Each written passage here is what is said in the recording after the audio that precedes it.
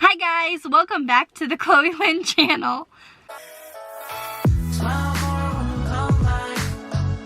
Today we are going to talk about schooling and just some tips and tricks of how to beat the system. Not necessarily beat it, but get along with it. Alright, so 1. You need to do your research. You need to do your research ASAP. Like, if you're in high school, look up the schools that you want to go to college-wise. You gotta know what their prereqs are in order to get in to your college. Like, even where the school is, you should probably like do your research on the normal weather, their class size, their overall teacher to student faculty. Like, you need to know these things. Like, if you're a person that really likes sun and hates the rain and stuff, like stuff on the coast where it's rainy and muggy, those colleges are probably, like, definitely not for you. So, like, why apply to those colleges when, like, it's not gonna work out in the end anyway, and you're just gonna be miserable, and it's gonna be raining, and you're gonna be all depressed and stuff. So definitely do your research on like weathers of where your school's at. It makes a lot of sense to me to like make sure that you do the work and make sure that you know what you're getting into before you get into it. I encourage you to do a lot of research on what you want to do and really like think what is good for you, what do you like to do, what are you good at, what are your strengths. Make a pros and cons list. I know this sounds super cheesy, but in all honesty, make a pros and cons list of yourself. I didn't, but I wish I had, because like a lot of things I'm like, oh, I'm going with my gut, but I'm like, I kind of sometimes forget to realize, you know, what am I good at and what am I not good at, you know, but before you, like, you know, choose your majors and choose your minors, make sure that you know that what degree you have is setting you up for success. Like, you're not just like, oh, I'm really good at math, so I'm gonna be a health professor, you know? Like, it just doesn't make any sense. Along with making sure you do your research, it's a very good idea to make sure that the schools, or maybe the top 3 schools that you are going to apply to, make sure you set up an appointment with the school and get a campus tour.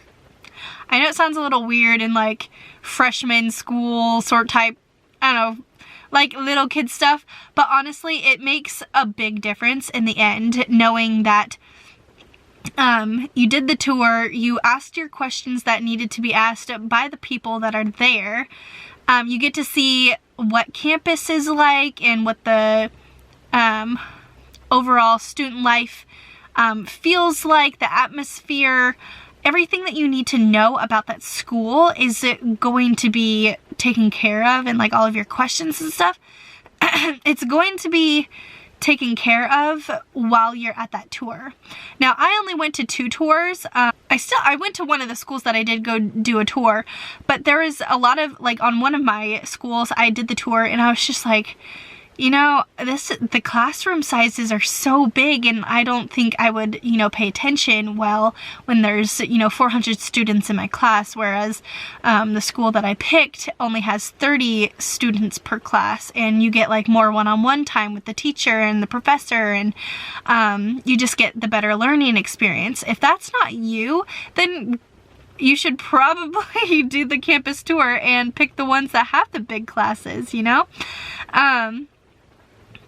But yeah, so campus tours are a very big, like, you get to know, you know, like where the cafeteria is, and, you know, like first day of classes come around, you know, it's super helpful if you did that campus tour, because then you know exactly what classes the science classes are in, what building your math classes are in, and like if they're like, oh, you need to go to this class and it's in this building, you'd know exactly where it is because you went on the campus tour. So with going to college comes a big amount of money, coming from you going to schools. So some jobs may have a reference, but most jobs actually, they don't care where you get your education from. But if you're like, oh, I have a bachelor's of science, cool. You have a bachelor's of science. They don't need to know where it's from. They just know that you have it and you did the work. So I would definitely, you know, like if you want to pick the cheapest school, go ahead and pick the cheapest school. If you want to go to a community college first, go to that community college first and get your prereqs done, and then you can always transfer over to the university afterwards, because there is transfer programs and you can do that. I would definitely make sure that I went the community college route, and I still to this day, I'm so blessed that I went to community college first and then transferred over to a four-year university, because the payments cut. At least, if I were to take my whole tuition into threes, going to a community college only took a third of that. So I saved a lot of money, and I was able to get coffee every day, and I was able to, you know, go rock climbing with my friends, or like buy and provide for myself. Especially because I had saved all of that money, instead of it going into tuition and all that kind of stuff. Instead of putting all my money into the school, I was able to get my education and pay for the things that I need, like laundry detergent. Who knew you needed laundry detergent? It's a shocker. It's a shocker. Even if you are picking the cheapest route for you, I would still start saving money. Just start saving money, you know, like as quick as you can. I started saving my money my freshman year of high school, specifically because I knew I was going to be on my own when it came to college, and I was going to bank on scholarships and anything that I earned, because my family was not going to pay any of my tuition, and it was just going to be me, myself, and I, and all the money that I have in my pockets. So apply for a lot of scholarships your junior and senior year, because scholarships are things that you don't have to pay back. I definitely just use my scholarships, and my scholarships paid for my books and my books for classes, because those are also expensive. But yeah, having those scholarships definitely opened up more options for me to spend my money on other things like coffee when you need it. Yeah, and along with applying for scholarships, after you get the scholarships, definitely know how to get the money. Like, you can be accepted and never get the money because you don't do the required elements in order to get your money. So for a couple of mine, for most of mine really, I applied, I got the scholarship, and then I had to contact them and tell them my information, and I was like, hey, I'm going to this school, so I need you to send my scholarship money to this school. And then you have to go to your school and make sure that it was in there, because sometimes they'll send it to a different one, and then you have to call them up and you're like, hey, it was this school, not that one. If they're ongoing scholarships, if they're like, oh, I'm paying you $2,000 for your first year and $4,000 your second year. I was kind of screwed this way. So I got this scholarship and the first year, and then I applied for everything. But I had no idea that I had to go in after I applied for the second time and like accept it, because I thought, you know, oh, I got it last year and it's an ongoing one, so I didn't have to accept it again. But then I lost $2,000 because I didn't go into my school and sign this little paper that said, hey, I accept this money that's coming into me. And definitely know your scholarships, know your requirements in order to get your money, and if it's an ongoing scholarship, make sure you know exactly how their payment plan works and what papers to sign and what papers not to sign, and just overall how to get your money back. Alright, so my last tip, it's kind of like a future tip for you. When you go into college, it's going to throw you for a huge roller coaster ride. It's going to push you in ways that you didn't think that you were going to be pushed.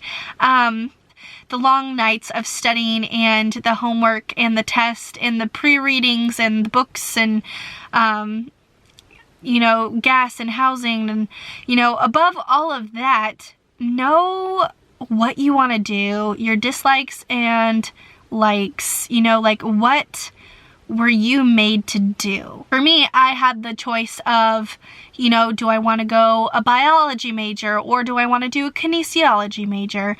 Biology is, I found out it's a lot of math and it's a lot of lab courses and it didn't fit me. I see myself being active and I see myself, you know, moving and I see myself helping people and, you know, encouraging them and talking to them and being friendly. And those are things that I know I excel in. I love health and I love fitness and I know that's where I need to be. So when I was looking at, you know, kinesiology major requirements, I was seeing like, tissue repair and recovery programs and you know, all of these things that I was like, oh my gosh, I want to learn about that. So I decided to go more kinesiology route, and if I needed extra classes, I would take them. I think that was it. Maybe. I think that was it. More tips will come soon.